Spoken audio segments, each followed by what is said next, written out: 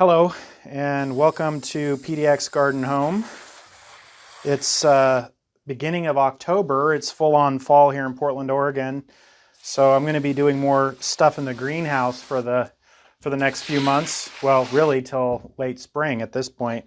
And as you can see, the greenhouse is already starting to get quite full as we pot things up. And it stays warmer in here, especially if the sun's out, than it does outside. So it's been anywhere from 45 to 55 degrees outside lately, and it's been staying 65 to 75 degrees, sometimes over 80 degrees here in the greenhouse. So that lets some of these plants kind of continue to grow better with the extra warmth. And the other issue, though, is watering, because we've had plenty of rain outside, but you can't forget to water inside. If you've got all these plants in the greenhouse, they're not getting the rain. So I gotta make sure that they're staying hydrated. It's not an obvious formula, though, because with the cooler weather, they don't need water every day. So I don't have so much that I can't just check. That's a double negative way of saying it, but I can put my finger in the dirt and see how much moisture is actually there to decide whether I need to water things or not. So yeah, that's what I'm up to, and hope you enjoy this week's episode.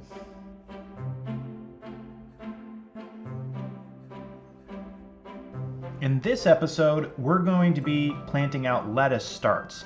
These starts are in cell trays and were grown from seed in our greenhouse. Then we're going to head over to our big pot that's really empty, ready for fall planting, and we're going to be planting out violas, also originally planted from seeds in our greenhouse, now in cell trays and ready to go. Finally, we're going back into the greenhouse, and I'm going to show you how we're potting up some shade flowers for the shade garden, to be overwintered in the greenhouse. All right, well, let's get started. Hey, well, we are planting out a lot of different things today, and primarily one of the things that I have the most of here is some lettuce. So some of these are iceberg lettuce, which actually takes a little longer to grow, needs a little more heat, so I don't know if this will actually work for a fall lettuce or not. I've also got some loose leaf lettuce that'll probably work better for fall. But in terms of the process, what we do, besides lettuce, by the way, since you're looking at this, we also have some bok choys and some chard and some kales out here as well. But these were in the greenhouse for the last couple of weeks while it was just heavy raining outside at the last part of September here in Portland, Oregon. And so I just brought them outside a couple of days ago, and we do that we say to harden them off to get them back ready for being outside again. And so these have been out long enough that I think they can probably go into the ground just fine. I also have a couple of romaines over here. So I'm going to do that. I'm going to go ahead and work on the romaines here. I'm going to grab these. There's some yellowing and browning of some of the leaves where I think they got a little bit too much water. You can see on the bottom here all the roots, so they're more than ready to go. So we'll see how this turns out. But I'm going to come over here to the garden bed and put them in. I've got a variety of different things in this bed at this point. There's some leeks and some green onions, and then I've got some broccolis over here. So I'm going to run my lettuce right across the front here. And one of the nice things about lettuce is they kind of companion with just about everything. So you can kind of put them in and around things, and as long as they've got the space and light and water that they need, they'll do okay without getting in the way of other plants usually. And this variety that I'm planting right here now is a romaine lettuce.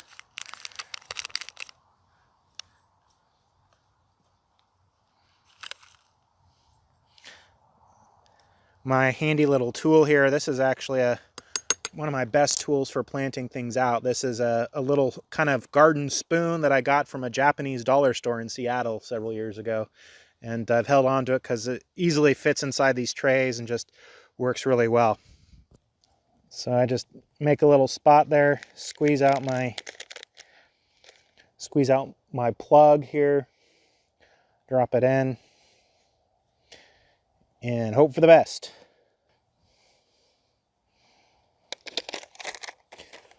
I just leave the a lot of times with these plug trays, I'll have several that are good and then a couple of dead ones or things that didn't survive, and I'll just throw the waste kind of in the garden bed there. I'm always a little bit surprised. Sometimes I water these things regularly, and I don't know why sometimes my cell trays get uneven watering. So like this one's got plenty of water, but then in this corner it's not enough. Probably there's a slant to the tray that it was in or something, and so one got saturated with water and one didn't get very much. But now they'll be out in the field where they'll have plenty of natural rain moisture and hopefully relatively even moisture. All right, well, that's it for this project. As you saw the trays, I got plenty of other stuff to plant out, but it's pretty much all the same process. So I will end this segment with you guys here, and I'll see you in the next segment.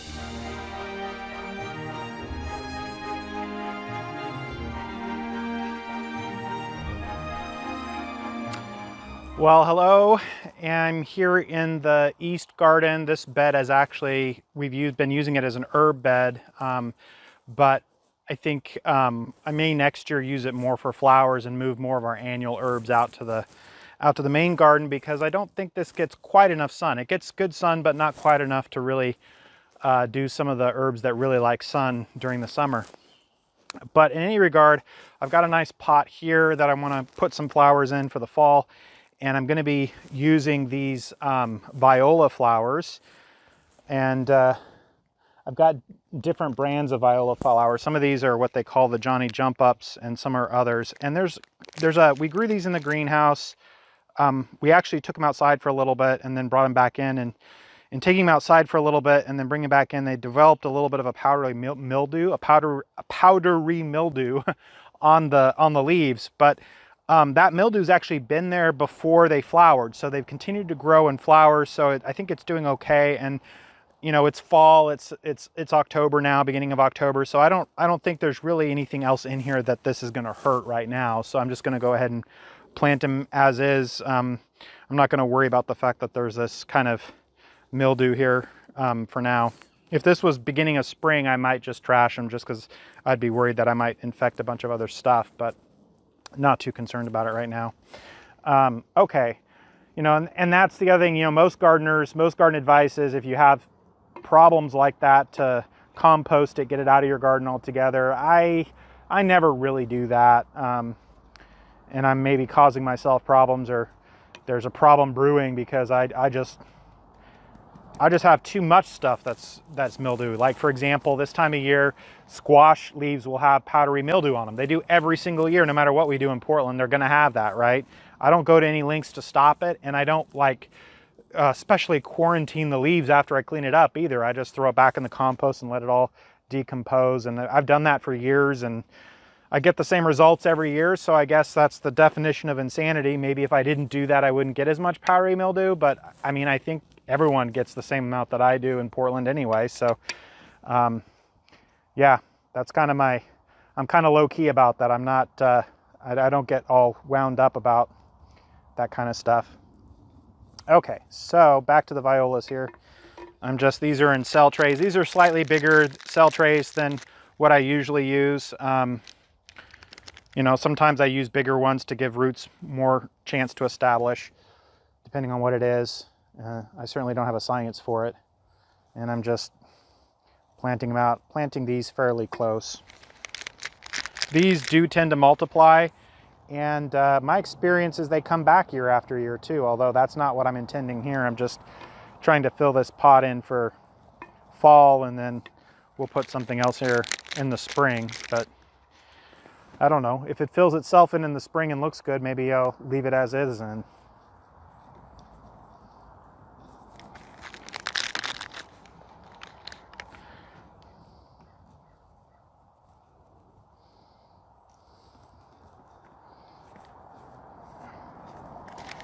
I just squeeze the bottom of the tray in order to loosen up the root ball in there, and then make it easy to pull out with doing the least amount of damage as possible.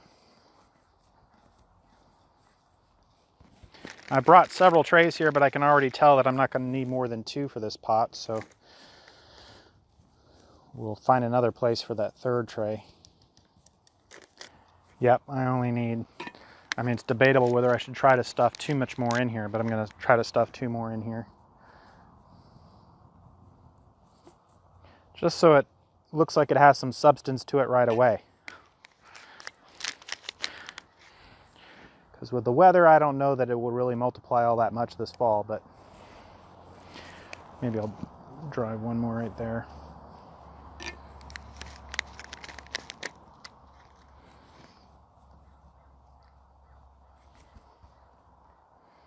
Okay, well, I said 1 more, but now 1 more, and then I get to here and it's like, well, I only have 2, so if I'm gonna do 1 more, maybe I should do both, right?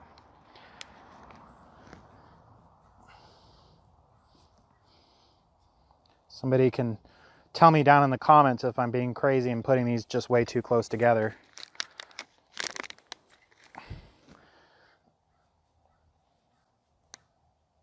All right.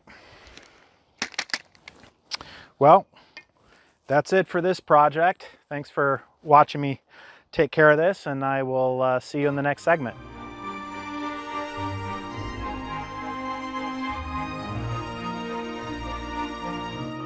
Well, I'm back in the greenhouse today, and one of the products I've been working on, it's been doing it for a week and a half or 2, and I think it'll go for another week or so, is potting up some perennials. So what we did is we went to a nursery and bought what are called plugs. And so we've got plugs here, and this one is Aruncus, I don't know how to say it, Dioecis. And as much as I know about these were plants that I picked because they were flowering plants that will grow in the shade. And here at PDX Garden Home in the southeast garden, we have kind of a woodland garden area that we don't have really much of any plants in. So I really wanted to fill that out. So that's what we're doing.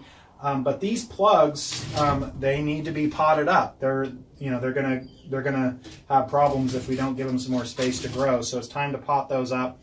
I've been doing a lot of that with these plugs that we've gotten for that. I think we'll probably have some extras that we're going to be looking at potentially selling at a farmer's market.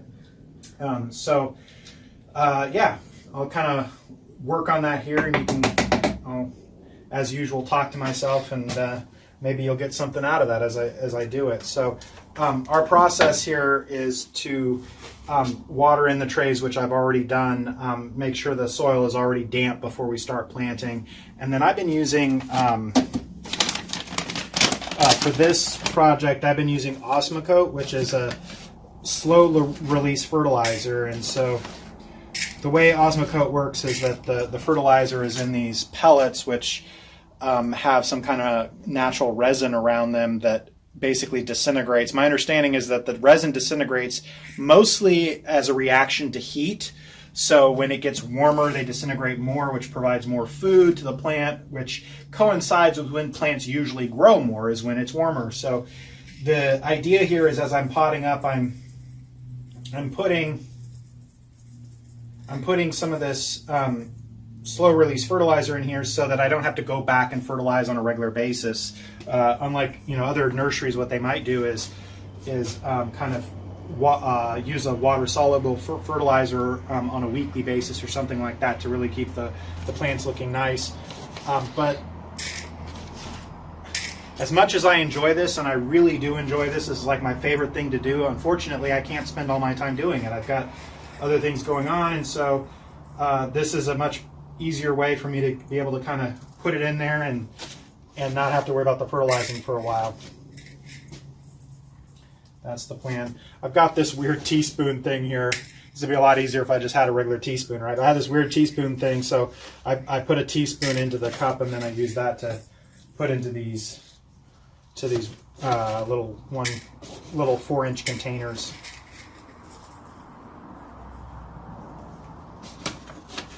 So I'm getting my fertilizer set in these, and then I'm gonna the fertilizer will kind of mix in as I move the dirt around in order to plant the plug. I've seen, I learned about using Osmocote by looking at what other nurseries were doing and looking at other videos on YouTube on this. I haven't personally used the Osmocote before, so I'll report back, or you'll all see as I go through, as I go into the future, about how these plants kind of turn out using this.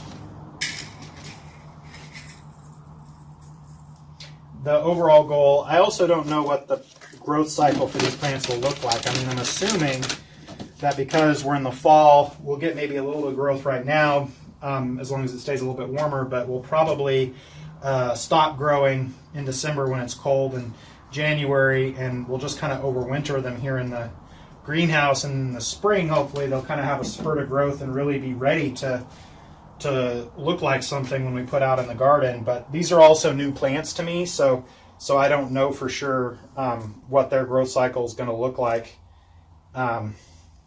So like most things in the garden, it's just a process of learning. So with using these plugs, they've got these plugs had kind of a wrap around them, and you don't really have to remove it. I don't always. I kind of tease the roots a little bit just to make sure that they're going to kind of continue growing on once I put this in here. But that should be fine. So I'm going to take that, put it in there, and then I'm just going to finish putting my dirt around there. Now these containers may be, it's probably somewhat short-sighted to use 4-inch containers. If I had more space in the greenhouse, I would use 1-gallon containers and just put them right in there to begin with, and then let them grow into that.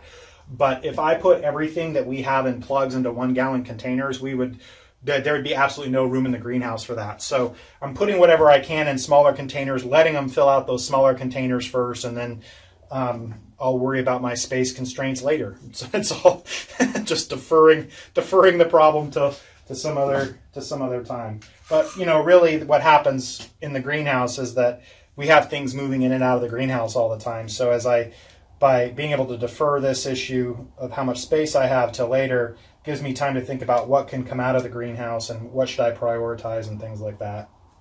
I don't know why I really like this. This is my favorite activity in the garden. I love doing this. I like planting seeds. I like potting things up. I think maybe just the fact that it's so hands-on, and I can do it standing up. It's not like being out in the garden beds where I'm leaning over doing it. Just very, very relaxing for me. So I try to spend a little bit of time each day doing something like this to clear my mind and relax a little bit. One thing I should learn, but I have not learned after a couple weeks of doing this, is don't fill your pots all the way up, because you need the room to move the dirt around.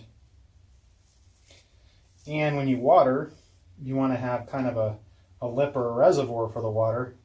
If you fill your pot to the brim of soil and the water doesn't soak in immediately, then you end up overflowing all the water.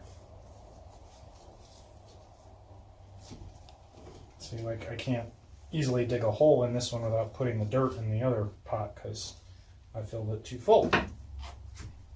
All right, well, I look forward to being able to share with you all what this looks like after they grow up and fill out these pots, and eventually, assuming I do this right and they survive, then what it looks like when they're flowering and ready to grace the shade garden. That's it for this segment. I will see you guys in the next one.